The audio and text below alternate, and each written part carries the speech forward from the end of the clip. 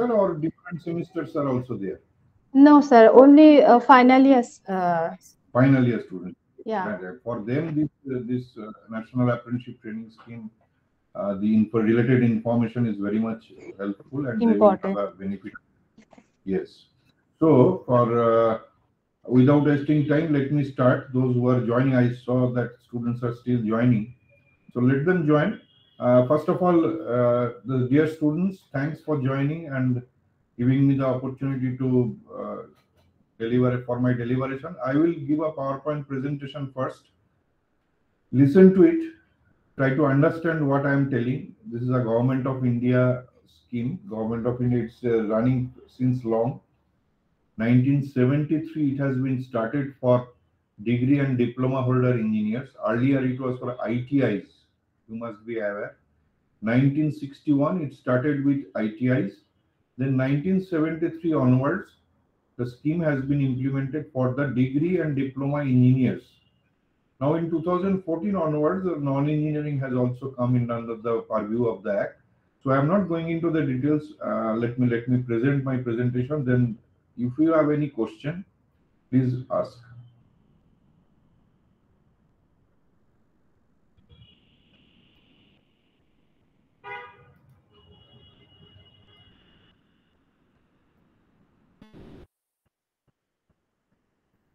My presentation is visible. Just say yes or no.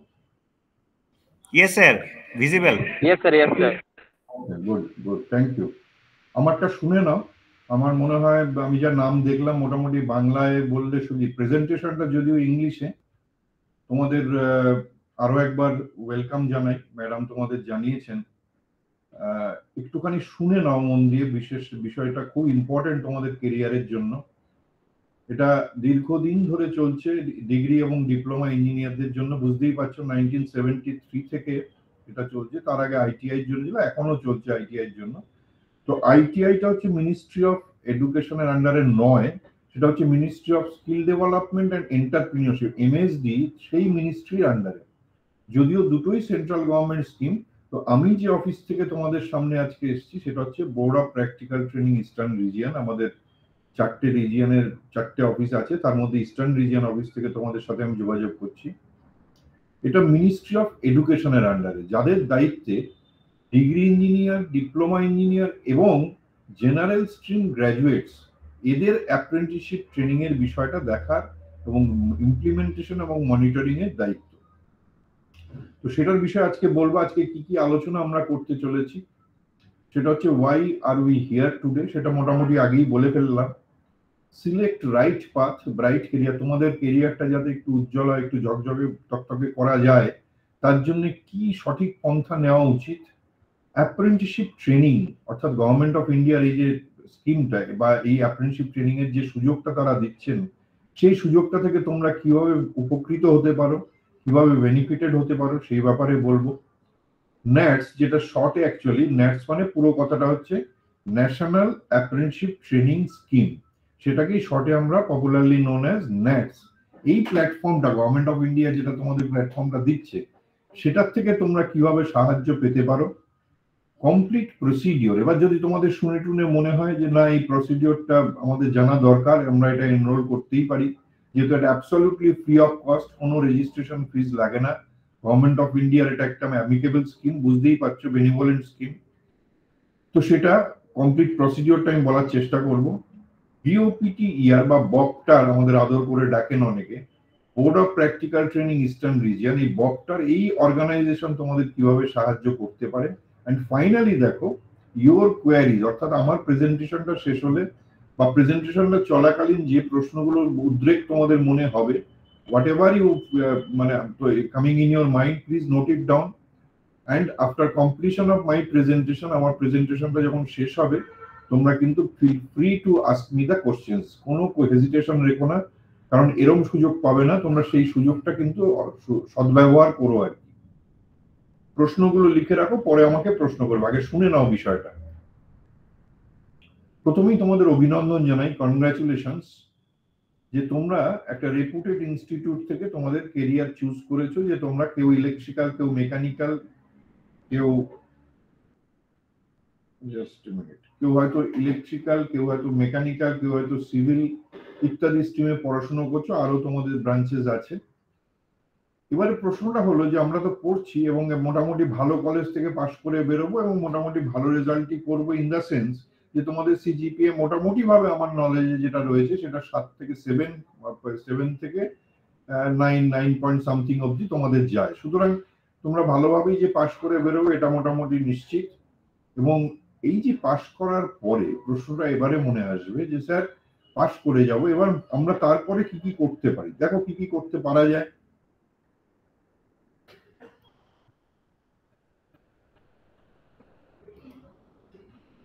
After acquiring degree মানে তোমাদের ক্ষেত্রে diploma, মানে diploma পাশ করার পরে আমরা কি কি করতে পারি। আমরা ডিফারেন্ট কম্পিটিটিভ এক্সামে বসতে পারি। কিরকম এক্সাম? রেলের এক্সাম হতে পারে, বিএসএনএল এর এক্সাম হতে পারে, ক্যালকাটা ইলেকট্রিক সাপ্লাইয়ের এক্সাম হতে পারে, WBCDCL এর এক্সাম হতে পারে, বা অন্য ধরনের কোনো কম্পিটিশন মানে ব্যাংকিং পরীক্ষাতেও অনেক সময় ইঞ্জিনিয়ারদের নিচ্ছে। তো ডিফারেন্ট টাইপ অফ কম্পিটিটিভ এক্সামের অপরচুনিটি কিন্তু তোমাদের সামনে আছে। কেউ মনে করতে পারে যে না, আমি এক্ষুনি কম্পিটিটিভ এক্সামে বসতে চাইছি না, আমি পড়াশোনাটাকে আরেকটু চালিয়ে যাব, আমার বাড়িতে যে আর্থিক পরিস্থিতি এবং আমার যে সাপোর্ট রয়েছে, I can go for higher studies. Higher studies এর অনেকগুলো পন্থা আছে, যেমন একটা তার মধ্যে রয়েছে ল্যাটারাল এন্ট্রি দিয়ে তোমরা বিটেক করতে পারো, বিটেক করার অপরচুনিটি আছে। ইনস্টিটিউট অফ ইঞ্জিনিয়ার্স থেকে এমআই করতে পারো যারা ডিপ্লোমা পাস করে বেরোবে। আরো অনেক অপরচুনিটিস আছে। তো হায়ার স্টাডিজটাও তোমার একটা চয়েস হতে পারে। নেক্সট হচ্ছে এমপ্লয়মেন্ট। তোমাকে ইমিডিয়েটলি একটা চাকরি বা অন্য সংস্থানের ব্যবস্থা করতে হবে, যেহেতু বাড়িতে সেরকম সাপোর্ট নেই, তোমার মাথার উপর একটা চাপ আছে, যে ফ্যামিলি বার্ডেন আছে, যে তোমাকে কিন্তু ইমিডিয়েটলি একটা চাকরি করতে হবে। তোমাকে হায়ার স্টাডিজ করলে তুমি এই মুহূর্তে তোমার পক্ষে সেটা সম্ভব না।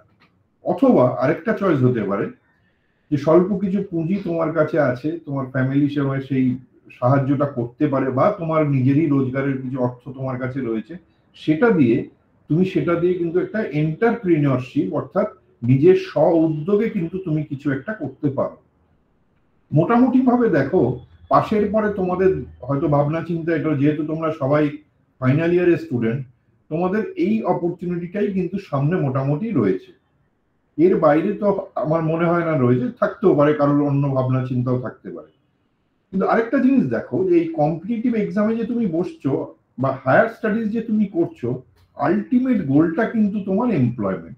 যারা এন্টারপ্রেনিয়রশিপ করবে, অর্থাৎ যারা নিজের ব্যবসা করবে বা নিজে কিছু একটা ছোটখাটো বিজনেস শুরু করবে বা স্ব-উদ্যোগে কিছু করতে চাইছো, তাদের ক্ষেত্রটা আলাদা। কিন্তু যারা কম্পিটিটিভ এক্সামেই বসো, হ্যাঁ আজকে বিটেক করেও তোমার যা বাড়ির যা অবস্থা বা তোমার যা সামাজিক পরিস্থিতি, তোমাকে কিন্তু এমপ্লয়মেন্ট অর্থাৎ চাকরির চেষ্টা কিন্তু তোমায় করতে হবে। এবারে সবচেয়ে বড় প্রশ্নটা, আগের প্রশ্নটা তো হলো যে আমি কি কি করতে পারি, যে এবারের প্রশ্নটা আরো ইম্পর্টেন্ট, যে এই যে একজন আমি ফ্রেশার্স হিসেবে বেরোবো, আমার তো কোনো অভিজ্ঞতা নেই, আমি তো জাস্ট একদম নতুন ফ্রেশ পাস করে বেরোচ্ছি, আমি একটা সুন্দর সিজিপিএ পেয়েছি, আমি ল্যাব করেছি কলেজে, ক্লাসে নোট সিনসিয়ারলি নিয়েছি, আমি মোটামুটি কাজ শিখেছি, আমার পড়াশোনার সাবজেক্টগুলো মোটামুটি জানি, কিন্তু এমপ্লয়মেন্ট পাওয়ার জন্য আমি কি ক্যাপাবেল? আমার কি এমপ্লয়মেন্ট পাওয়ার মতো তৈরি আমি নিজেকে করতে পেরেছি? আনফরচুনেটলি উত্তরটা হচ্ছে নো। নো মানে খারাপ ভাবে, নেগেটিভ ভাবে নিও না, ইটস ভেরি চ্যালেঞ্জিং। অর্থাৎ আমাকে কিন্তু এমন কিছু করতে হবে, কিছু চ্যালেঞ্জের মুখোমুখি হতে হবে। একটা প্রথম চ্যালেঞ্জ তোমাদের বলি, প্রথম চ্যালেঞ্জটাই হচ্ছে যে ধরো তোমাদের কলেজে একটা ক্যাম্পে, তোমাদের ট্রেনিং প্লেসমেন্ট সেলের ম্যাডাম আছেন, মৈত্রী ম্যাডাম। এবার ধরো উনি অনেকগুলো কোম্পানিকে অ্যারেঞ্জ করলেন যারা তোমাদের কলেজে এসে ক্যাম্পাস সিলেকশন করবে। সেটা হলদিয়ার কোম্পানিও হতে পারে, কল্যাণীর কোম্পানিও হতে পারে, দুর্গাপুরেরও হতে পারে, ওয়েস্ট বেঙ্গলের বাইরেরও হতে পারে, পুনেরও হতে পারে, ইত্যাদি। তো এইবারে সেখানে যখন তোমাদের সিলেকশন হচ্ছে, তোমাদের যখন তারা নিচ্ছেন, সিলেক্ট করছেন, তোমাদের আগের বছরের ব্যাচের স্টুডেন্টদের তোমরা জিজ্ঞেস করে দেখতে পারো যে সেখানে যদি তারা 50 জনকে পরীক্ষা নেয়, আর কি পরীক্ষা মানে বিভিন্ন হতে পারে, জিডি হতে পারে, ভাইভা হতে পারে, হোয়াট এভার, বা গ্রুপ ডিসকাশনই হোক বা রিটেন টেস্টই হোক বা এমনি ভাইভা নিয়েই হোক, তারা যখন ছেলে মেয়েদের নিচ্ছে, সেই 50 জন কিন্তু তাদের টার্গেট নয়, তারা পরীক্ষা 50 জনের নিচ্ছে, নেবে হয়তো 5 জনকে। এই পরিস্থিতিটা সর্বত্র।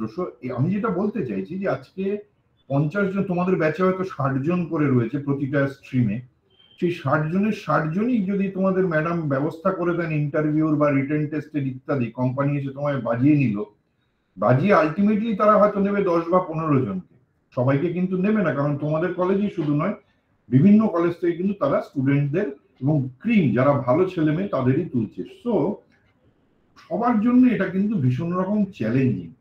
এর ওপরে গোদের ওপর বিস্ফোরা, বাংলা একটা প্রবাদ আছে, কিরকম গোদের ওপর বিস্ফোরা, যে এস্টাবলিশমেন্ট, তারপরে একটা বায়নারা, বাচ্চারা যেরকম বায়না করে না, আমাদের যেটা এক্সপিরিয়েন্স থেকে আমরা দেখেছি যে বিভিন্ন অর্গানাইজেশন যখন একটা ছেলে বা মেয়েকে সিলেক্ট করছে, তারা দেখছে সিজিপিএ মোটামুটি ভালো, তোমার 9.5, তোমার বন্ধুর 9.6, এখানে আমি কি করে, বা 8.5, 8.6, এইখানে তারা কিন্তু ডিফারেন্সিয়েট করতে পারছে না। তারা ডিফারেন্সিয়েট কিভাবে করছে, তারা দেখছে এই পয়েন্টগুলো, যে পয়েন্টগুলো আমি স্লাইডে দেখিয়েছি, যে স্কিলড কিনা, এক্সপিরিয়েন্স কিনা, ইন্ডাস্ট্রি স্পেসিফিক ট্রেন্ড কিনা, এইটা তারা কিন্তু খুব ভালোভাবে বাজিয়ে নিচ্ছে। এটার সঙ্গে আরেকটা জিনিস তারা দেখছে অ্যাটিটিউড। অ্যাটিটিউডটা কি? অ্যাটিটিউড এইরকম যে একে দিয়ে আমার অর্গানাইজেশনে কাজ চলবে কিনা। আবার ফিরে আসি এটা, যে স্কিলড, এক্সপিরিয়েন্স এবং ইন্ডাস্ট্রি স্পেসিফিক, এর অর্থটা হচ্ছে, আমি যদি একটা এক্সাম্পল দিই, ধরো একটা ট্রান্সফরমার ম্যানুফ্যাকচারিং কোম্পানি, তারা ট্রান্সফরমার তৈরি করে। এবার এই যে ট্রান্সফরমার তারা তৈরি করে, তারা এলো তোমাদের কলেজে, ম্যাডাম হয়তো ব্যবস্থা করে দিলেন, সেখানে যখন তারা ইন্টারভিউ নিচ্ছে বা তোমাদের বাজিয়ে দেখছে আর কি, পরীক্ষা করছে, তখন তারা কিন্তু ম্যাক্সিমাম জায়গাটাই দেখবে যে তুমি ট্রান্সফরমারের নলেজ তোমার কতটা আছে, এবং তারা এক্সপেক্ট করবে যে ট্রান্সফরমার যখন এরা পড়েছে, তার মানে ট্রান্সফরমার এরা গুলে খেয়েছে এবং ট্রান্সফরমার সম্বন্ধে এরা যথেষ্ট স্কিলড, এক্সপিরিয়েন্স এবং ইন্ডাস্ট্রি স্পেসিফিক বলতে এটা ট্রান্সফরমার বললাম। ঠিক সিমিলারলি ধরো একটা সিভিল কনস্ট্রাকশনের অর্গানাইজেশন, সেখানে যখন সিভিলের কনস্ট্রাকশনের থেকে তাকে কিন্তু ফোকাস করবে ওই জায়গাটাতে। সুতরাং তুমি যে ফ্রেশার্স, তুমি যে অনেকগুলো সাবজেক্ট পড়েছো, তুমি অনেকগুলো সাবজেক্টই হয়তো মোটামুটি ভাবে জানো, কিন্তু যখনই কোনো ইন্টারভিউ বা ইন্ডাস্ট্রি তোমায় বাজিয়ে নিচ্ছে, সেই ইন্ডাস্ট্রির সম্বন্ধে তোমাদের কিন্তু জেনে রাখাটা, মানে সে তাদের অ্যাক্টিভিটি এবং তাদের জায়গাটা কিন্তু ফোকাস করাটা অত্যন্ত জরুরি। এবং তারাও চাইছে, এটা বাচ্চারা যেরকম বায়না করে, যে না বুঝে বায়নার মতো, যে এরা দেখছে যে আমি ফ্রেশার্স, তার সত্ত্বেও আমার কাছ থেকে স্কিল চাইছি, এক্সপিরিয়েন্স চাইছি। আরে বাবা, আমি তো পাস করেছি 2024-এ, আমি পাস করবো, বা 2023-এ আমি পাস করেছি, আমি এখনই কাজের অভিজ্ঞতাটা কোথা থেকে পাবো? এই জন্যে আমাদের মনে যে প্রশ্নটা আসে, যে how will be skilled, experienced and industry specific trend, আমাকে এটা আমি কি করে করবো?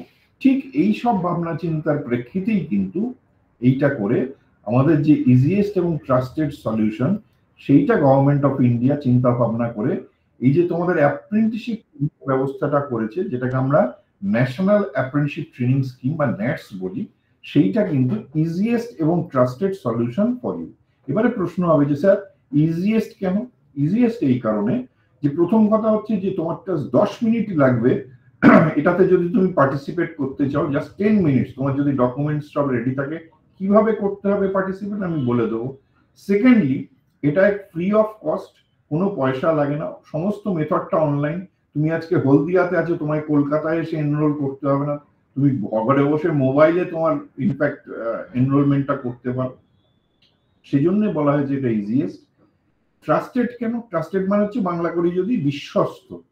কেন বিশ্বস্ত? বিশ্বস্ত এই কারণে, যেটা government of India scheme. Government of India দেখতেই পাচ্ছ যে লোগো আমরা বারবার বলছি, যে government of India, ministry of education ডিপার্টমেন্টের আন্ডারে এই স্কিমটা চলে, ন্যাশনাল অ্যাপ্রেন্টিসশিপ ট্রেনিং স্কিম। তো এইটা যদি তোমরা তৈরি করে নিতে পারো, পিরিয়ড অফ ট্রেনিংটা 1 ইয়ার, তোমাদের ক্ষেত্রে পিরিয়ড অফ ট্রেনিংটা মনে রাখবে 1 বছরের। তো এই 1 বছরের ট্রেনিং স্কিমটায় যদি তুমি জয়েন করো, পার্টিসিপেট করো, so that you will be little bit skilled, experience, যেটা ইন্ডাস্ট্রি চাইছে যে তারা এমপ্লয়মেন্ট দেওয়ার আগে, সেই গ্যাপটা কিন্তু ফুলফিল করা যেতে পারে। এবার আমি বলছি, তোমরা তো বলবে যে স্যার আপনি তো ওই অফিসে চাকরি করেন, আপনি তো এখানকার গুণকীর্তন করবেনই, খুব স্বাভাবিক, তোমাদের মনে এটা আসা, অস্বীকার করছি না, এটা মনে আসবেই। কিন্তু তোমরা যথেষ্ট বড় হয়েছো, ম্যাচিউরড হয়েছো, তোমরা বুঝে নাও যে কেন এই অ্যাপ্রেন্টিসশিপ ট্রেনিংটা এত ইম্পর্টেন্ট এবং এটাতে কেন যোগ দেওয়া উচিত। আগে নিজেরা বিচার করবে, then you take the decision. First of all যেটা বললাম, যেটা কনস্টিটিউশনাল অ্যাক্ট, মানে অ্যাক্ট মানে তো তোমরা জানো এটা পার্লামেন্টে পাস হয়, এবং শুধু পাস নয়, শুধু তীব্র বিরোধিতার মধ্যে দিয়ে সেটা কিন্তু কনস্টিটিউশনাল অ্যাক্টটা পাস হতে হয়। প্রচুর বিরোধী লোকজন থাকে সেটাকে ক্রিটিসাইজ করার, যার জন্য এটা কিন্তু খুব ওয়েল স্ট্রাকচার, যেহেতু এটা কনস্টিটিউশনাল অ্যাক্টের আন্ডারে এই ট্রেনিংটা হয়, অ্যাপ্রেন্টিসশিপ অ্যাক্ট আজকের থেকে নয়। দ্বিতীয় কথা দেখো, এত দীর্ঘদিন ধরে চলছে, 1961 থেকে শুরু হয়েছে আজ অব্দি, আজকে 2023 সাল শেষ হতে চললো, আজও কিন্তু এই একটা কিন্তু আমাদের দেশে ভীষণভাবে কার্যকর। দ্বিতীয় কথা, instituted by central government organisation, অর্থাৎ আমাদের এই অফিস কিন্তু এইটা সমস্তটা দিকভালটা করে, ইমপ্লিমেন্টেশন এবং মনিটরিং এর দায়িত্ব কিন্তু আমাদের অফিসে। সুতরাং সেটাও একটা গভর্নমেন্ট, সেন্ট্রাল গভর্নমেন্ট অর্গানাইজেশন, তারা কিন্তু তোমাদের ট্রেনিং এর তত্ত্বাবধান বা তদারক সেইটা কিন্তু তারাই করে। Training in world class latest technology, এই যে একটু আগে বলছিলাম যে ধরো তোমার একটা ট্রেনিং হচ্ছে ট্রান্সফরমার ম্যানুফ্যাকচারিং, মানে আমি ইলেকট্রিক্যালের ছেলেদের কথা বলছি, সিভিলের ক্ষেত্রেও সিমিলার। তো তোমার কিন্তু একেবারে ওয়ার্ল্ড ক্লাস লেটেস্ট টেকনোলজি, আধুনিক টেকনিক্যাল এর উপরে কিন্তু তোমার ট্রেনিংটা হবে, যেখানে ট্রেনিং হবে যে এস্টাবলিশমেন্টে। Monitored by highly skilled industry experts, তোমরা হয়তো তোমাদের কলেজেও দেখে থাকবে বা বিভিন্ন কলেজে ল্যাবেও তোমরা ওয়ার্কশপেও দেখে থাকবে যে বহু সিনিয়র, মানে দীর্ঘদিন তারা কিন্তু সেই কাজ করছেন। সেই রকম যখন তোমরা ইন্ডাস্ট্রিতে যাবে, যার সঙ্গে বা যার আন্ডারে তোমরা কাজ করবে, সেই ভদ্রলোক বা ভদ্রমহিলা হয়তো দীর্ঘ 25 বছর, 20 বছর, 15 বছর কিন্তু সেই ইন্ডাস্ট্রিতে কাজ করেছে, সেই ইন্ডাস্ট্রি বা অন্য ইন্ডাস্ট্রি, কিন্তু তার এক্সপার্টি, অর্থাৎ তার যে কর্মক্ষমতার যে লেভেলে তিনি পৌঁছেছেন, সেইটা কিন্তু তোমরা শেয়ারিং করতে পারবে, তার সাথে কিন্তু তোমরা কথাবার্তা বলবে, তার সাথে তোমরা ইন্টারঅ্যাক্ট করবে। সুতরাং বুঝতেই পারছি যে ফাঁকি মারলেও কিন্তু, মানে ফাঁকি মারতে চাইলেও কিন্তু ফাঁকি মারার সুযোগ নেই, কাজটা তোমার শেখা কিন্তু একটা অ্যাম্পল স্কোপ আছে। তদুপরি তুমি কিন্তু একটা মান্থলি স্টাইপেন্ড পাবে, এমপ্লয়ার প্রতি মাসে তোমায় একটা স্টাইপেন্ড দেবে। প্রথমে বলি স্টাইপেন্ড অ্যামাউন্টটা কত, তোমাদের মনে প্রশ্ন আসবে যে স্যার আমি যদি এই ট্রেনিং করি, দেখো অদ্ভুত, প্রথমে আগে বলি যে beauty of this scheme is that, যে আজকে যদি আমি পাস করার পরে মনে করি যে আমি কিছু একটা কোর্সে ভর্তি হব, আমি কিছু একটা শিখবো, সেটা কম্পিউটার রিলেটেড হতে পারে, টাইপিং স্টেনো হতে পারে, বা অন্য ধরনের কোনো রকম কম্পিউটার, তুমি একটা কোর্স করতে যাও, সেখানে দেখবে 3 মাসের কোর্স, 6 মাসের কোর্স, 1 বছরের কোর্স। সেই কোর্স করতে গেলে তুমি একটা ফিস তোমায় দিতে হবে, অর্থাৎ সামান্য কিছু পয়সা করে দিয়ে কিন্তু তোমায় সেটা শিখতে হবে। গভর্নমেন্ট অফ ইন্ডিয়ার এই স্কিমটা বলছে যে কাজ শেখা, যেগুলো আগের পয়েন্ট বললাম, একটা তো ওয়েল স্ট্রাকচার্ড স্কিমের মধ্যে তুমি কাজ শিখছো, তার সঙ্গে একটা ইন্ডাস্ট্রি হাইলি টেকনোলজিক্যালি অ্যাডভান্সড এনভায়রনমেন্টে তুমি কাজ করছো, তার সাথে সাথে বলছে গভর্নমেন্ট যে না, এদের একটা স্টাইপেন্ড অ্যামাউন্ট দেওয়া, ভাতা, স্টাইপেন্ডের বাংলা হচ্ছে ভাতা, সেটার অ্যামাউন্ট এবার বলি যে 9,000 টাকা ডিগ্রি এবং ডিপ্লোমা, ডিগ্রি ইঞ্জিনিয়ার্স এবং নন, অর্থাৎ বিএ বিএসসি বিকমই হোক বা ইঞ্জিনিয়ারই হোক, তাদের মিনিমাম প্রেসক্রাইব রেট, কেন মিনিমাম কথাটা জোর দিলাম সেটা বলছি, আগে ডিপ্লোমার ক্ষেত্রে বলে নি, ডিপ্লোমার ক্ষেত্রে এই স্টাইপেন্ড অ্যামাউন্ট হচ্ছে 8,000 টাকা মিনিমাম। এই যে মিনিমাম কথাটা দুবার জোর দিয়ে বললাম, তার কারণ হচ্ছে গভর্নমেন্ট বলছে যে উপরের দিকে কোনো লিমিট নেই, অর্থাৎ আজকে যদি তুমি দুর্গাপুর স্টিল প্ল্যান্ট তোমায় নেয়, আজকে যদি তোমায় এক্সাইড হলদিয়া নেয় বা অন্য কোনো অর্গানাইজেশন, তারা কিন্তু, বা জিআরএসি যদি নেয়, তারা কিন্তু অনেক, এই যে রেটটা যেটা বললাম যে ডিপ্লোমা ইঞ্জিনিয়ারদের ক্ষেত্রে 8,000 টাকা মিনিমাম, তারা কিন্তু অনেক বেশি দেয়, এমনটা বলছি না, কিন্তু অনেক বেশি দেয়। সেক্ষেত্রে গভর্নমেন্টের কোনো বারণ নেই, বলছে ঠিক আছে আপনি বেশি দিতে পারেন, কিন্তু কোনো অবস্থাতেই 8,000 টাকার নিচে কিন্তু স্টাইপেন্ড তোমাদের দিতে পারবে না, তাহলে তার সেই ট্রেনিংটা ন্যাক্সের আন্ডারে হলো না। আবার রিপিট করছি, ডিগ্রির ক্ষেত্রে এটা হচ্ছে 9,000, ডিপ্লোমার ক্ষেত্রে এটা হচ্ছে 8,000 পার মান্থ মিনিমাম।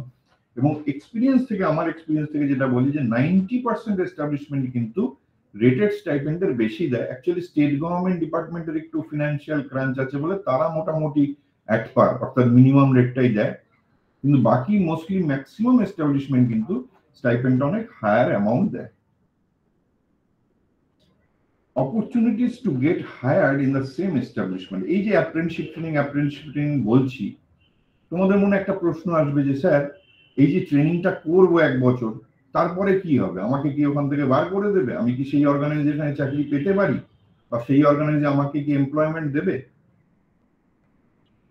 2020 সালে, হ্যাঁ 2020 কোভিডের জাস্ট পরপরই দিল্লি থেকে একটা টিম এলো, নীতি আয়োগ, তোমরা শুনেছো কিনা জানো, তো ফ্যাকাল্টি মেম্বাররা জানবেন যারা টিচার্স আছেন বা মৈত্রী ম্যাডাম আছেন।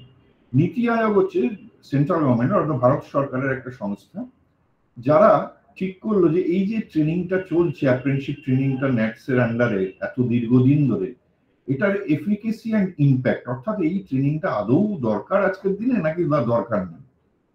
তারা সার্ভে করলো, আইএসআই ইন্ডিয়ান, তোমরা নাম শুনে থাকবে, কলকাতায় আছে আইএসআই, ইন্ডিয়ান স্ট্যাটিস্টিক্যাল ইনস্টিটিউট।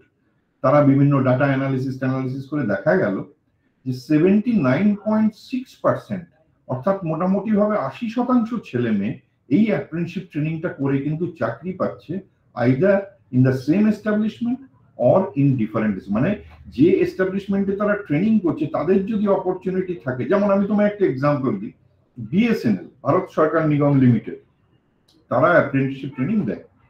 এবার বিএসএনএল যে ট্রেনিং দেয়, তারা জীবনেও কিন্তু কোনোদিন সেখান থেকে ডাইরেক্টলি কিন্তু এমপ্লয়মেন্ট দেয় না, তারা 1 বছরের ট্রেনিং দিয়ে তারা মার্কেটে ছেড়ে দিল। এইবারে তারা কিন্তু তাদের ওই এক্সপিরিয়েন্সটা কাজে লাগিয়ে পায়। আবার যদি আমি একটা অন্য এক্সাম্পল দিই, যে ধরো সিএসসি, ক্যালকাটা ইলেকট্রিক সাপ্লাই, তারা যখন অ্যাপ্রেন্টিস নিচ্ছে, তারা কিন্তু এই অ্যাপ্রেন্টিসশিপ ট্রেনিংটা নিয়ে তারা কিন্তু মোটামুটি ভাবে 80% ছেলে মেয়েকে কিন্তু তারা অ্যাবজর্ব করে নিচ্ছে। ইন্ডিয়ান অয়েল, তারা কিন্তু কিছু কিছু ছেলে মেয়েকে, তার মধ্যে অনেক, আমি কত নাম বলবো, মানে এটা যেটা আমি পার্সেন্টেজটা বললাম, যে 80% ছেলে মেয়ে কিন্তু either in the same establishment অথবা ইন আদার এস্টাবলিশমেন্টে তারা কিন্তু অপরচুনিটি পাচ্ছে। দেখবে অনেক নিউজ পেপারে এখন খুব কমে গেছে, এখন এমপ্লয়মেন্ট নিউজ বা কর্মক্ষেত্র, কর্মখালী ইত্যাদিতে দেখতে পাবে যে 1 বছরের কাজের অভিজ্ঞতা সহ আবেদন করো। এই যে অ্যাপ্রেন্টিসশিপ ট্রেনিংটা, আমাদের ওয়েবসাইটটা আমি বলে দেবো তোমাদের পরে, সেখান থেকে তোমরা ডাউনলোডও করে নিতে পারো কপিটা।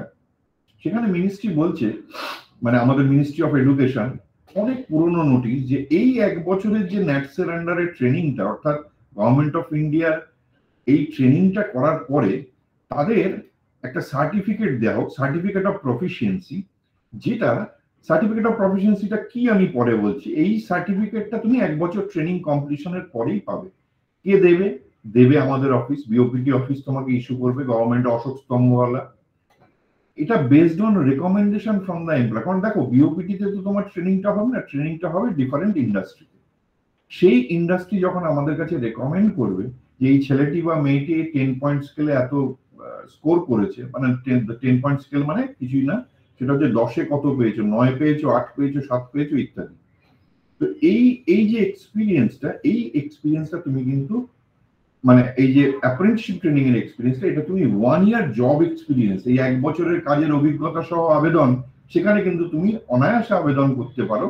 এবং সেটা গভর্নমেন্টের সার্কুলারও রয়েছে যে এটাকে মান্যতা দেওয়া হোক 1 বছরের কাজের অভিজ্ঞতা। দেখো, অ্যাপ্রেন্টিসশিপ ট্রেনিং তো আর এমপ্লয়মেন্ট নয়, সেখানে তুমি কাজ শিখছো, অ্যাপ্রেন্টিসশিপ করছো, স্টাইপেন্ড পাচ্ছ, স্যালারি পাচ্ছ না। তো সেইটাকে কিন্তু 1 বছরের কাজের অভিজ্ঞতা হিসেবেও তোমরা দেখাতে পারো। এবারে আসি সার্টিফিকেট অফ প্রফিসিয়েন্সি। তোমরা যদি 1 বছর ট্রেনিংটা কমপ্লিট করো সাকসেসফুলি, তাহলে এমপ্লয়ার যে পাঠাবে আমাদের কাছে খবরটা, তার সিস্টেম আছে, আমি তার ডিটেলসে যাচ্ছি না। তো যখন আমরা জানো, সবটাই অনলাইন অবশ্য, তো তারা যখন জানালো যে এই ছেলেটি বা মেয়েটি এত স্কোর করেছে, আমরা আমাদের এই অফিস থেকে, আমাদের ডাইরেক্টর স্যারের সিগনেচারে আমরা সার্টিফিকেট অফ প্রফিসিয়েন্সি তোমাদের ফেভারে ইস্যু করবো। সেখানে কি থাকবে? একটা সার্টিফিকেট যেরকম দেখতে হয় সেরকমই চেহারা, দিস ইজ টু সার্টিফাই ইত্যাদি ইত্যাদি। সেখানে তোমার নাম, বাবার নাম, মায়ের নাম, কোথায় ট্রেনিং করেছো, কবে থেকে কবে ট্রেনিং করেছো, কিসের ওপরে ট্রেনিং করেছো, তুমি কোন সাবজেক্টে পাস, মানে পড়াশোনা করে পাস করেছো, এবং তোমার স্কেলে, মানে 10 পয়েন্ট স্কেলে কত তোমার স্কোরিং। এই সার্টিফিকেট অফ প্রফিসিয়েন্সি, অশোক স্তম্ভ অবশ্যই থাকবে, আমাদের লোগো থাকবে ইত্যাদি। তো এই সার্টিফিকেটটা তুমি কিন্তু 1 বছরের কাজের অভিজ্ঞতা হিসেবে দেখাতে পারো। তাহলে দেখো, এই যে স্লাইডটা আমি বললাম, এটা ভীষণ ইম্পর্টেন্ট, যে এই অ্যাপ্রেন্টিসশিপ ট্রেনিংটা, ন্যাটস এর আন্ডারে যে অ্যাপ্রেন্টিসশিপ ট্রেনিংটা, তার একটা দিক হচ্ছে যে সেটা ওয়েল স্ট্রাকচার, দ্বিতীয় হচ্ছে যে লেটেস্ট টেকনোলজির উপরে আমি কাজ করতে পারি, থার্ড হচ্ছে আমি মান্থলি স্টাইপেন্ড একটা পাবো, আর দ্বিতীয় কথা, আমার একটা চাকরির সুযোগ হতে পারে। এবং যদি সুযোগ নাও হয়, আমি যে কাজটা শিখবো, সেই কাজটা শিখে কিন্তু আমি আমার এক্সপিরিয়েন্স হিসেবে দেখাতে পারবো এবং এই সার্টিফিকেট অফ প্রফিসিয়েন্সিটা আমার কিন্তু কেরিয়ার অ্যাডভান্সমেন্টে কাজে লাগবে। এবার আসি নেক্সট স্লাইডে, যেটাকে যদি আমরা একটা ক্যারিয়ার পাথ, যেটা একদম বিগিনিং এ বলছিলাম, যে একটা ক্যারিয়ার পাথের যদি মনে করি আজকে আমি এই জায়গাটায় আমার মাইলস্টোনটা আমি এখানে আছি, যে আজকে আমি ডিপ্লোমা ইঞ্জিনিয়ারিং পাস করেছি, এরপরে যদি আমি অ্যাপ্রেন্টিসশিপ ট্রেনিংটা করে নিই, তাহলে কিন্তু আমার এমপ্লয়মেন্টের পাথটা অনেকটা সুগম হবে। I can reach very easily to the employment. এবং শুধু তাই না, আমার এন্ডলেস অপরচুনিটি, মানে আমি কিন্তু এগোতে এগোতে এরকম প্রচুর ভুরি ভুরি এক্সাম্পল আমার নিজের পার্সোনালি আমি চিনি, যে যারা কিন্তু those who have started their career as an apprentice. In fact তোমাদের সামনে এই যে আমি কথা বলছি, আমিও কিন্তু জানতাম না। আমি যখন যাদবপুরে, তোমরা নাম শুনে থাকবে, যাদবপুর ইউনিভার্সিটি, কলকাতা একটা ইউনিভার্সিটি আছে মোটামুটি নাম করা, তো সেখান থেকে যখন আমি ইলেকট্রিক্যাল ইঞ্জিনিয়ারিং পাশ করি, পাশ করার পরে আমি চাকরি পাই, মানে আমি ধরে নিয়েছিলাম আমি চাকরি পাই, সেটা হচ্ছে সিএসসি তে, ক্যালকাটা ইলেকট্রিক সাপ্লাই। তো ইলেকট্রিক সাপ্লাইতে যখন আমি ঢুকেছি, অনেক ফর্ম টর্ম সই করেছি, আমি প্রচুর ফর্মে সই করেছি, আমি জানিও না। But my first year was governed under this apprentices act. মানে আমি তোমরা যদি অ্যাপ্রেন্টিসশিপ ট্রেনিং জয়েন করো, তোমাদের মতো আমিও কিন্তু শুরু করেছিলাম কেরিয়ার অ্যাপ্রেন্টিসশিপ দিয়ে। আমার ডাইরেক্টর স্যারও তাই, উনিও যখন পাশ করে কলেজ থেকে বেরিয়েছেন। এরকম প্রচুর এক্সাম্পল আছে, প্রচুর, মানে কত বলবো।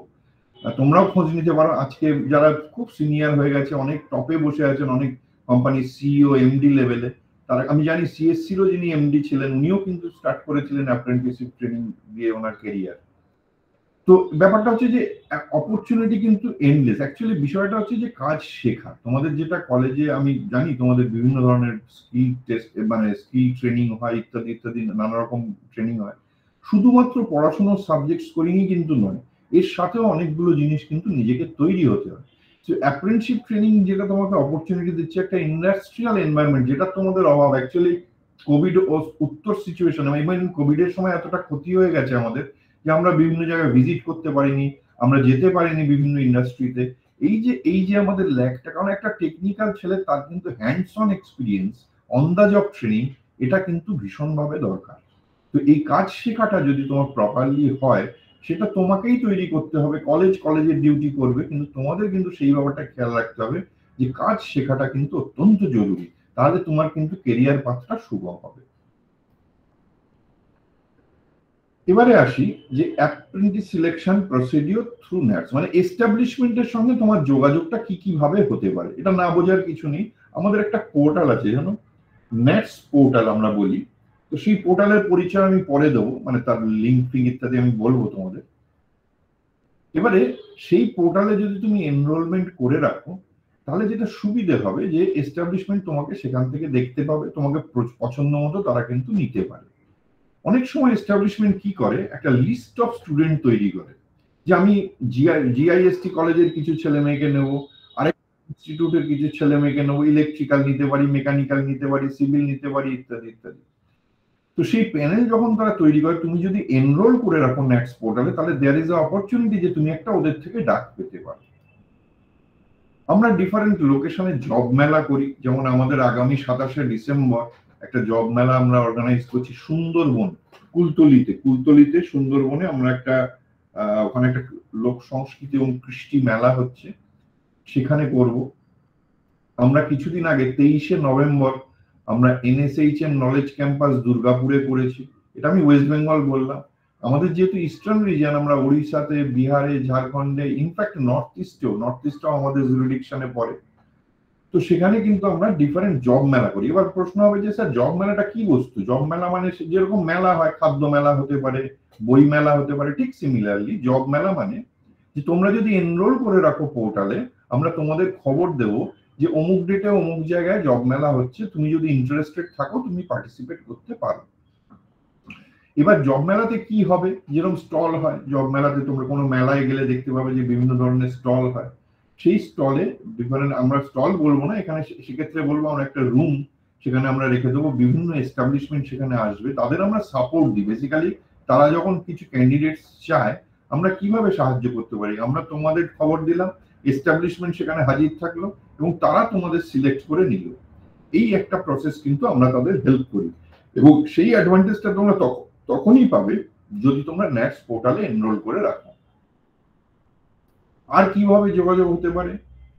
ধরো তুমি কোনো সিনিয়রের কাছ থেকে খবর পেলে বা তোমার কোনো রিলেটিভের কাছ থেকে খবর পেলে যে অমুক ক্যান্ডিডেট আমার যোগ্যতা অনুযায়ী আমি ওই অর্গানাইজেশনে যোগাযোগ করতে পারি, তুমি ডাইরেক্টলিও সেই কোম্পানিতে কিন্তু যোগাযোগ করতে পারো।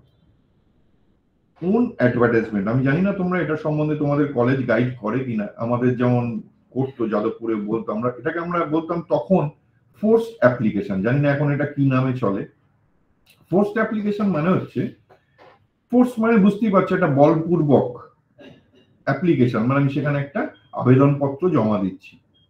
ধরো তোমার মনে হলো যে আমি কম্পিউটার সায়েন্স পড়েছি, আমার এই পছন্দের কোম্পানি আছে, কিন্তু তাদের কোনো অ্যাডভার্টাইজমেন্টও দেখতে পাচ্ছি না, তারা যে লোক নেবে সেটা বুঝতেও পারছি না, এবং অন্য কোনো ভাবে তুমি খবর পাচ্ছ না। কিন্তু তোমার মনে হলো যে আমার একটা বায়োডাটা আমি যদি ওই কোম্পানিতে পাঠাতে পারি, তো সেটা আমি একটা পাঠাতেই পারি। দেখো আজকের দিনে ইমেল জোগাড় করা গুগল করে কোনো ব্যাপার না, HR ডিপার্টমেন্টে তোমরা পাঠিয়ে দাও, HR ম্যানেজার বা হেড HR ইত্যাদি, সেখানে তোমরা পাঠাতে পারো। এবং বিলিভ মি, অনেক কোম্পানি, সেদিনকে একটা কোম্পানি আমাকে বলছিল যে স্যার আমরা তো এরকম ইমেলে প্রচুর বায়োডাটা পেয়েছি আমাদের HR ডিপার্টমেন্টে, তাহলে আমি কি তাদের থেকে ডেকে নিতে পারি? নিশ্চয়ই পারেন, সেখানে আপনি তাদের ডেকে নিন, তাদের সিলেক্ট করুন। তো ওন অ্যাডভার্টাইজমেন্টটা কিন্তু তোমরা কিন্তু করো। আমি বলবো কলেজ ক্যাম্পাস করবে, কলেজের ডিউটি করবে, নিশ্চয়ই তারা চেষ্টা করবে তোমাদের প্লেসমেন্টের, কিন্তু তৎসত্ত্বেও তুমি ওন অ্যাডভার্টাইজমেন্ট, অর্থাৎ নিজের একটা সুন্দর করে সিভি বানিয়ে, নিজের একটা বায়োডাটা বানিয়ে, সেটা কিন্তু তুমি ডিফারেন্ট এস্টাবলিশমেন্টে পাঠাতেই পারো তোমার পছন্দের।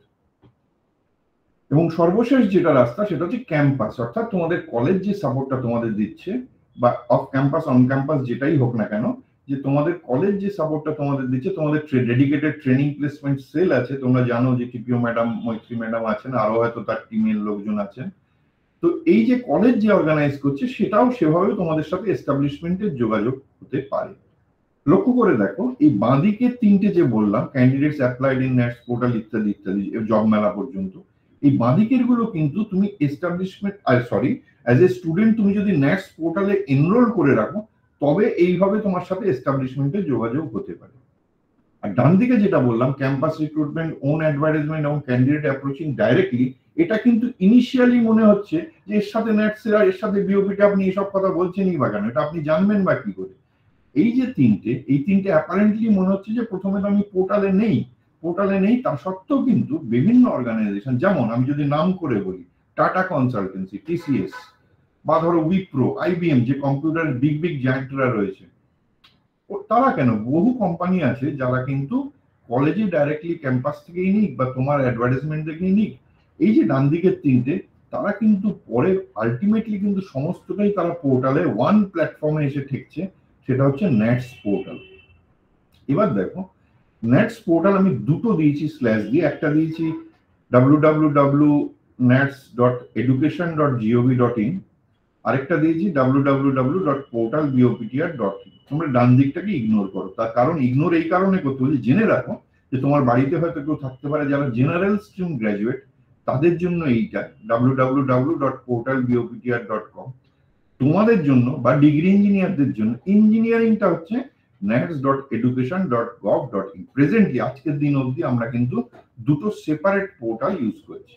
অর্থাৎ আমি যেটা বলতে চাইছি, যে তুমি যদি এনরোল করতে চাও, এই যে নেটস পোর্টাল প্রথমে যেটা শুরু করলাম, ক্যান্ডিডেটস অ্যাপ্লাইড ইন নেটস পোর্টাল, এই নেটস পোর্টালে যদি তোমরা এনরোল করতে চাও, তোমাদের যেটা করতে হবে www.nats.education.gov.in, সেইখানে কিন্তু তোমাদের এনরোল করতে হবে।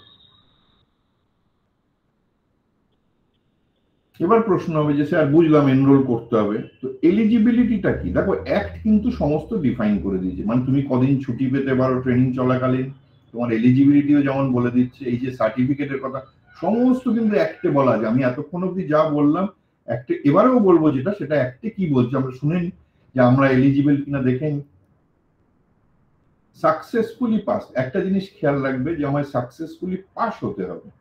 আমার যদি একটা পেপারে ব্যাক থাকে, যে আমি পাস করিনি, আমার একদম পাস যখন করছো, অর্থাৎ ফাইনাল রেজাল্টটা যখন ডিক্লেয়ার হচ্ছে, তোমাদের ফাইনাল সেমিস্টারে সবাই আছো, ফাইনাল সেমিস্টারের যখন রেজাল্টটা ডিক্লেয়ার হবে, অর্থাৎ সেটা হতে পারে 12ই জুলাই, সেটা হতে পারে 24শে August, whatever be the date, সেই ডেটের থেকে তুমি অ্যাপ্রেন্টিসশিপ ট্রেনিং জয়েন করতে পারো। আবার আমি রিপিট করছি, পাস করার পরে কিন্তু, পরে মানে এই নয়, সেম ডেটে যেদিন তুমি ডিক্লেয়ার্ড হলে, তোমার ইউনিভার্সিটি তোমায় জানালো যে তুমি পাস করেছো, সেই দিন থেকে কিন্তু you are eligible for this apprenticeship training. Should not completed 5 years after passing qualifying examination. এর মানে কি?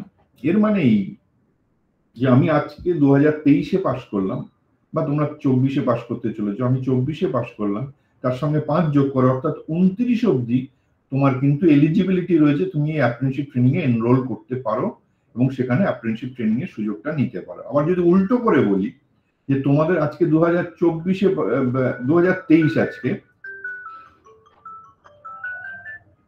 2023 আজকে 2023 থেকে যদি আমি 5 বছর পিছিয়ে যাই, অর্থাৎ 2019 থেকে 19, 20, 21, 22, 23 এই ক্যান্ডিডেটরা যারা পাস করেছে তারা কিন্তু eligible for apprenticeship training, provided যে they have completed their study from government recognised institution. তোমাদের ক্ষেত্রে এটা নিয়ে ভাবার কিছু নেই, তোমাদের institution government recognised. Should not undertaken any apprenticeship training previously or don't have work experience more than 1 year। মানে এটার অর্থটা বোঝার চেষ্টা করো যে এই যে স্কিমটা গভর্নমেন্ট অফ ইন্ডিয়া ঠিক করেছে তোমাদের জন্য, সেটা হচ্ছে যারা ফ্রেশলি পাস আউট তাদের জন্য, যারা তাদের কাজের অভিজ্ঞতা নেই বা কাজের এখনো অবধি সেরকম ভাবে কাজটা শেখার সুযোগ হয়নি, চাকরি পায়নি, তাদের জন্য এই স্কিমটা। যারা অলরেডি অ্যাপ্রেন্টিসশিপ ট্রেনিং করে ফেলেছে, যারা অলরেডি 1 year-এর বেশি ওয়ার্কিং এক্সপিরিয়েন্স গ্যাদার করে ফেলেছে, তাদের ক্ষেত্রে কিন্তু গভর্নমেন্ট বলছে তাদের আর দরকার নেই অ্যাপ্রেন্টিসশিপ ট্রেনিং। অ্যাপ্রেন্টিসশিপ তাদেরই দরকার যে যারা ফ্রেশার্স, যারা পাস করেছে, তাদের কোয়ালিফাইং এক্সামটা পাস করে তারা কিন্তু সেখানে কাজের অভিজ্ঞতাটা অর্জন করেনি বা কাজ পায়নি। এক সেকেন্ড,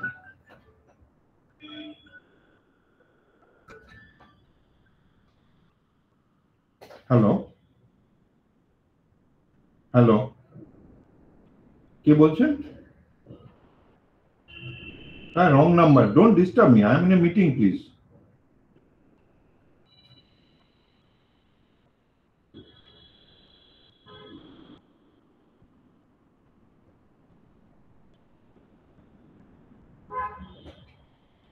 হ্যাঁ, সরি। তো এটা বোঝার চেষ্টা করো যে এই স্কিমটা গভর্নমেন্ট অফ ইন্ডিয়া যেটা করতে চাইছেন, মানে হেল্পটা তোমাদের করতে চাইছে, সেটা হচ্ছে যে যারা ফ্রেশার্স, যারা চাকরি হয়তো পায়নি বা কাজের অভিজ্ঞতা অর্জন করেনি, তাদের একটুখানি স্কিলটাকে একটু ঘষা মাজা করে তাদের একটু তৈরি করে দেওয়া। ওই যে আমরা ঠেকনা বলি না, যারা দেখেছে যে পোল যখন দাঁড় করায়, একটা পোল কিন্তু প্রথমে নিজে দাঁড়াতে পারে না, পোলটাকে একটা সাপোর্ট দিতে হয়। আমরা গোদা বাংলায় যাকে বলি ঠেকনা, সেই যে ঠেকনা ব্যাপারটা, এটা স্কিমটা না অনেকটা ঠেকনা টাইপের। তো এই ঠেকনা দেওয়ার পরে যখন পোলটা নিজে দাঁড়িয়ে যায়, অর্থাৎ তুমি যখন নিজের একটা শক্ত বুনিয়াদের ওপর দাঁড়িয়ে পড়লে, তখন শুধু তুমি দাঁড়াওনি, দেখবে অনেক তার লোড ফোড নিয়ে তারা কিন্তু দাঁড়াতে পারে।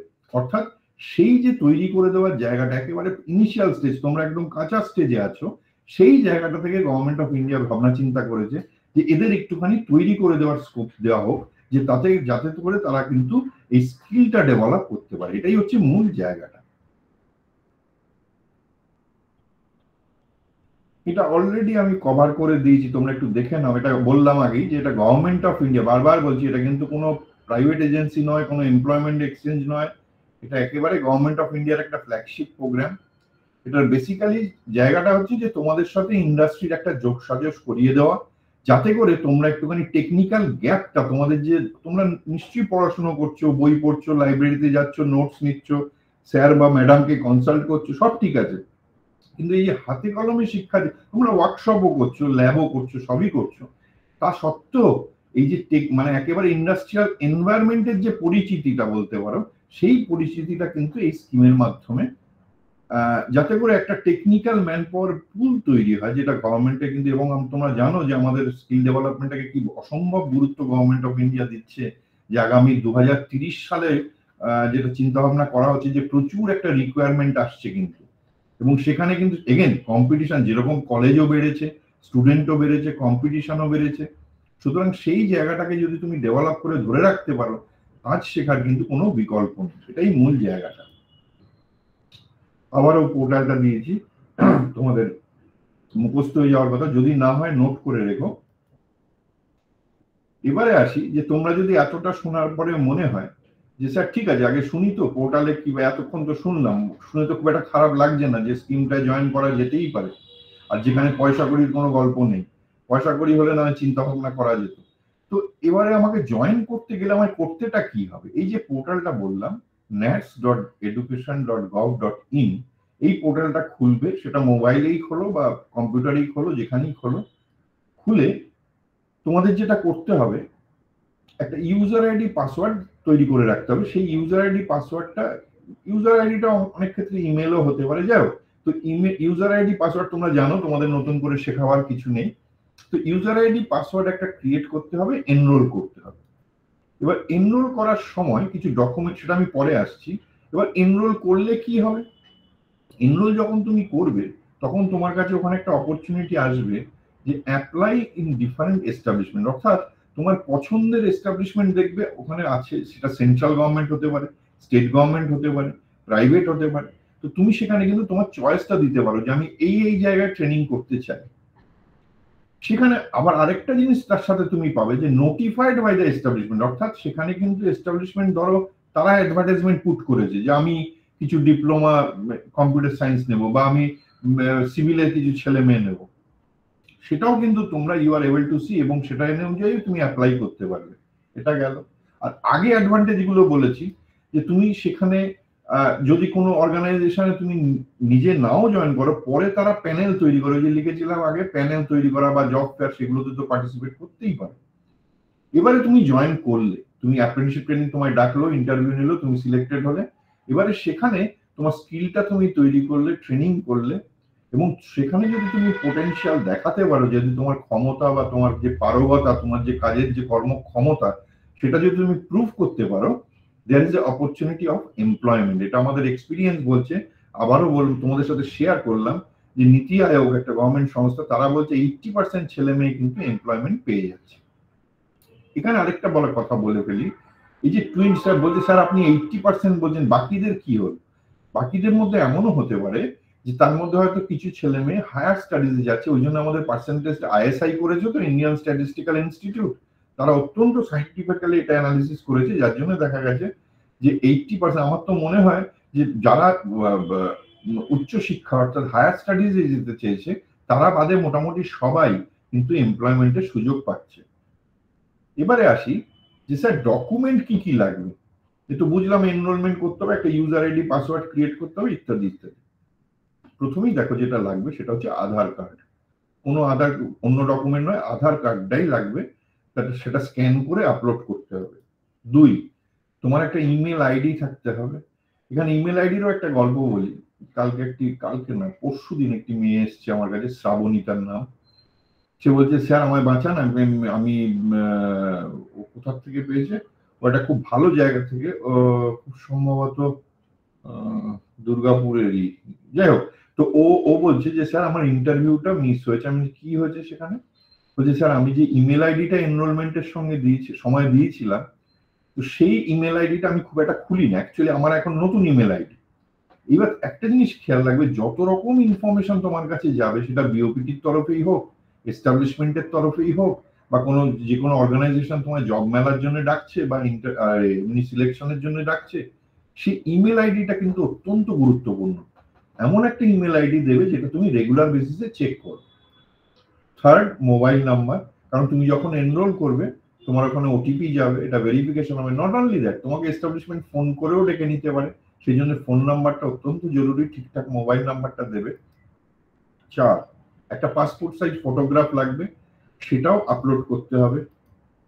5, ব্যাংক অ্যাকাউন্ট ডিটেলস, এটা লাগবে। কেন লাগবে বলছি।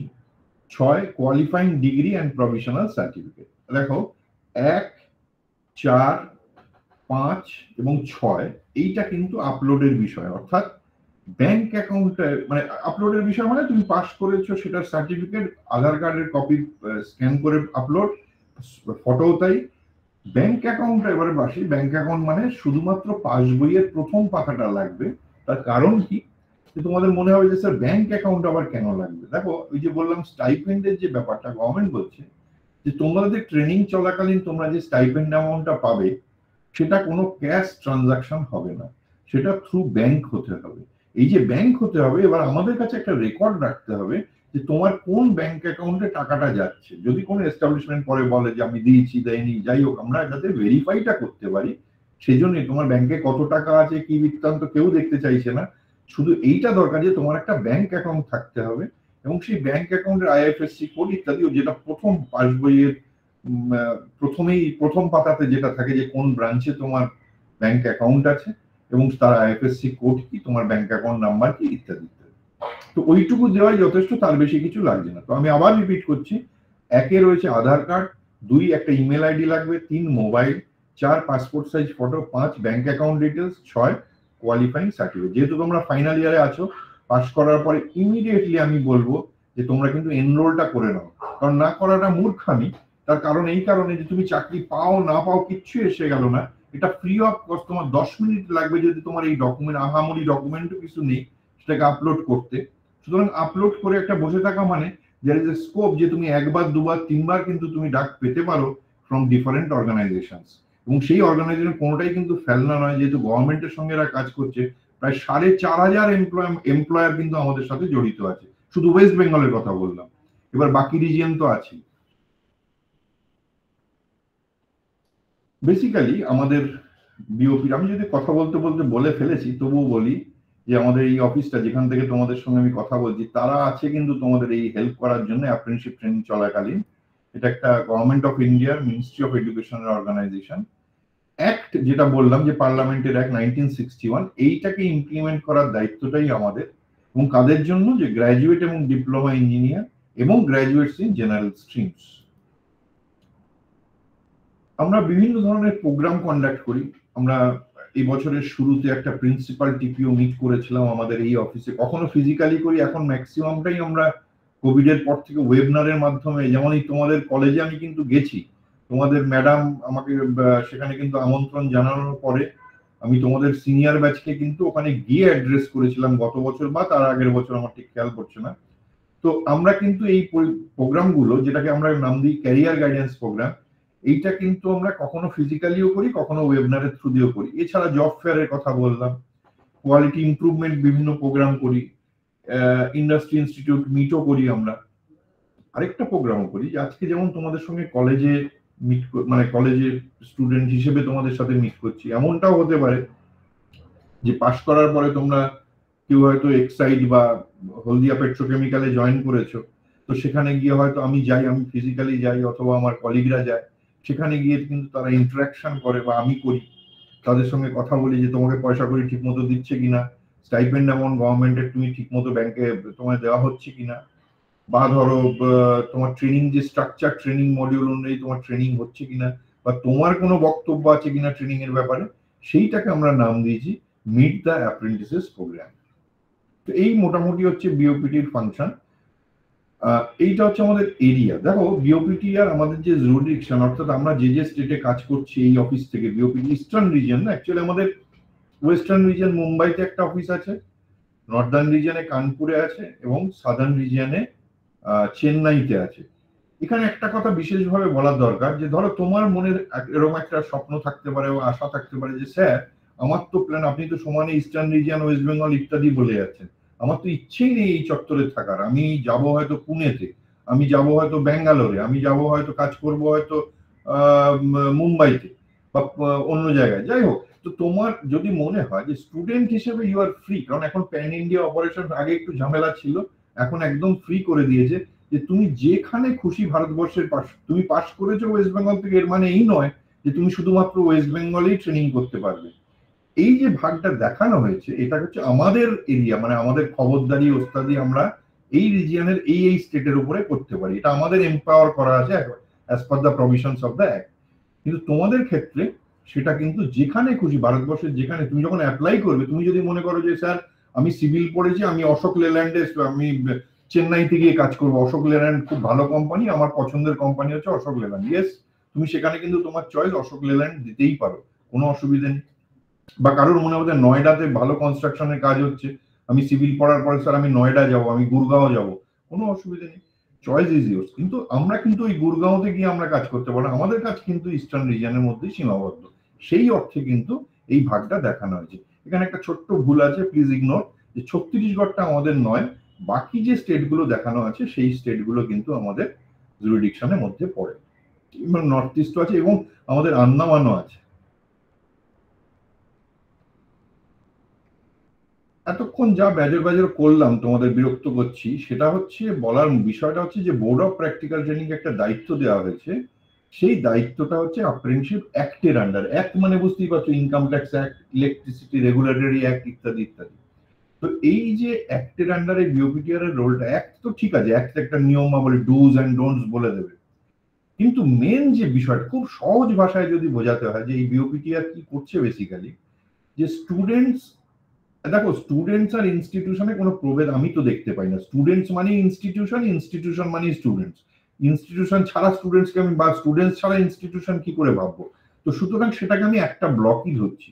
সেই ইনস্টিটিউশন আর স্টুডেন্টস এর সঙ্গে এস্টাবলিশমেন্টের যোগাযোগের একটা যে রাস্তা করে দেওয়া, বা ইংরেজিতে যদি বলি bridging the gap between the students and the establishment, সেইটাই কিন্তু বিওপিটিআর এর মূল কাজ।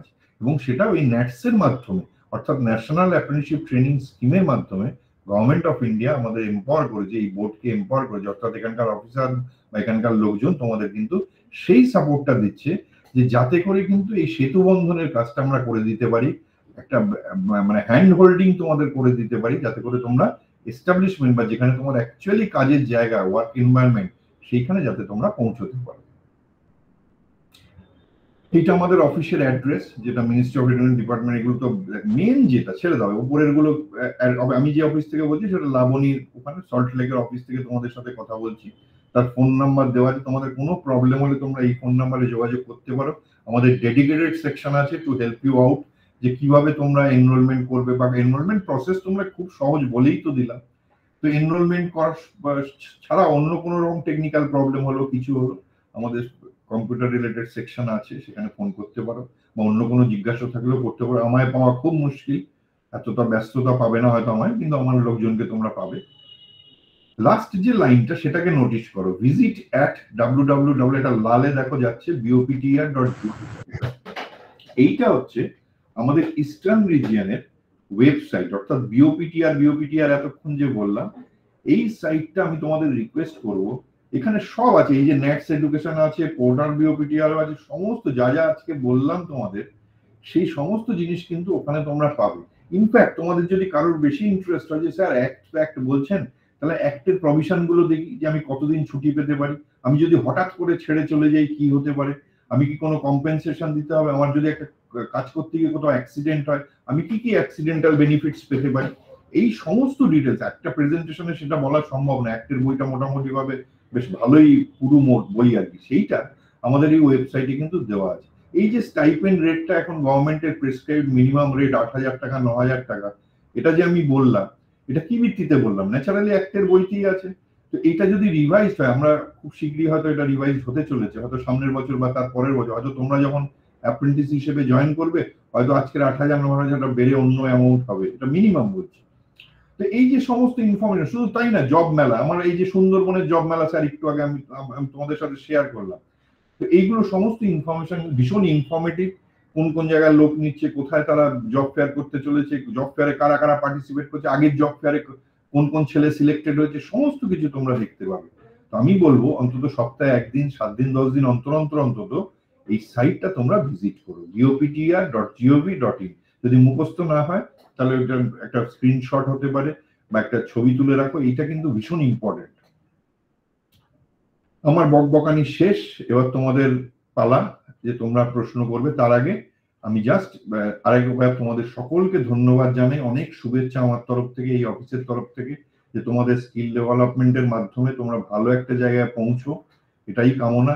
এত কষ্ট করার উদ্দেশ্য, বা কলেজ তোমাদের এতটা পেন নিচ্ছে, তাদেরও সাপোর্ট করো, বোঝার চেষ্টা করো। Training placement cell always is there to help you. তারা সবসময় চেষ্টা করছেন, যার জন্য দেখো আমাদের সাথে যোগাযোগ করে ওনারা বলছেন যে হ্যাঁ আমাদের স্টুডেন্টদের জন্য একটা প্রোগ্রাম করুন স্যার। আমাদের ব্যস্ততার মধ্যে আমরা কিন্তু সেটাকে গুরুত্ব দিচ্ছি, কারণ তোমাদের সাথে কথা বলাটা জরুরি। এবং আমি খুব মানে বিশেষভাবে অনুরোধ করব যে তোমরা যেটা শুনেছো সেটা কিন্তু প্লিজ, যদি কোনো ছোটখাটো প্রশ্ন, বন্ধুরা হাসবে, হাসতে দাও, কারণ কেরিয়ার তোমার, জিজ্ঞাসা কিন্তু করে নাও, কারণ হয়তো অনেক উত্তর আছে যেগুলো ম্যাডাম হয়তো দিতে পারবেন না, তোমাদের কলেজের ফ্যাকাল্টি বা কলেজ অথরিটি সেটা দিতে পারবে না। ফ্রম হর্সেস মাউথ, অর্থাৎ বিওপিটির ইমপ্লিমেন্টিং দায়িত্বে যেহেতু আমি আছি, তোমরা আমাকে জিজ্ঞেস করে নাও। কোনো রকম সেটা সিলি মনে হতে পারে, স্যার এটা বাজে প্রশ্ন আমি কেন করবো, সেখানে হেজিটেশনের ব্যাপার নেই। প্লিজ আমাকে জিজ্ঞেস করো, আমি আরো কিছুক্ষণ আছি তোমাদের সাথে, আমি চেষ্টা করব তোমাদের উত্তর দিতে। তার আগে আমার পরিচয়টা দিই। আমার নাম অরুণাভ চক্রবর্তী, এখন আমি অ্যাসিস্ট্যান্ট ডাইরেক্টর হিসেবে এখানে কাজ করছি বিওপিটিআর এ। এর আগে আমার ব্যাকগ্রাউন্ড খানিকটা কথা বলতে বলতে বলেই ফেলেছি। আমি যাদবপুর থেকে ইলেকট্রিক্যাল ইঞ্জিনিয়ারিং পাস করার পরে সিএসসি ক্যালকাটা ইলেকট্রিক সাপ্লাই কিছুদিন ছিলাম, কিছুদিন মানে প্রায় বছর 13 আমি চাকরি করেছি এবং অ্যাপ্রেন্টিস হিসেবেই শুরু করেছিলাম। তখন আমার স্টাইপেন্ড ছিল 625 টাকা। আজও আমার মনে পড়ে যে 625 টাকা পার, খুব একটা বেশি দিন আগের নয়, যদিও চুলগুলো সাদা হয়ে গেছে, তোমরা ভাবছো বুড়ো লোক কবেকার গল্প বলছে, না অতটা নয়। 625 টাকা এবং তার সাথে একটা ক্যান্টিন অ্যালাউন্স দিত 4 টাকা করে প্রতিদিন। তো এই নিয়ে শুরু করেছিলাম কেরিয়ার। আজকে মোটামুটি নিজে করে কমে খাচ্ছি এবং আমার ফ্যামিলি মেম্বারদেরও খাওয়ার অন্য সংস্থানের ব্যবস্থা করতে পারছি। তো অ্যাপ্রেন্টিসশিপ ট্রেনিংটা দেখো, আজকে আমি বলবো যে এইটা জয়েন করে দেখতে পারো এবং তোমরা খোঁজ নিয়েও দেখতে পারো।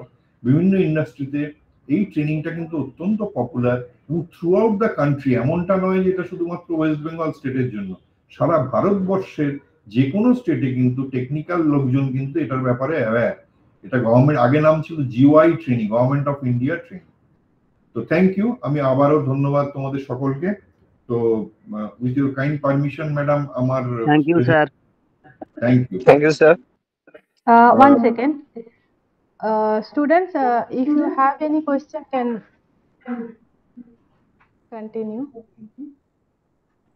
হ্যাঁ প্লিজ, কিছু কোশ্চেন আছে আমাকে নির্দ্বিধায় বলতে পারো। ইভেন ফ্যাকাল্টি মেম্বারদেরও যদি কারোর কিছু বলার থাকে বা ম্যাডাম যদি কোনো প্রশ্ন থাকে আপনারাও করতে পারেন। তবে স্টুডেন্টদের আমি বলবো যে তোমাদের কিছু বলার থাকে, প্রশ্ন থাকে, আমাকে প্লিজ করো। হ্যাঁ রঞ্জিত কিছু বলতে চাইছো, বলো বলো।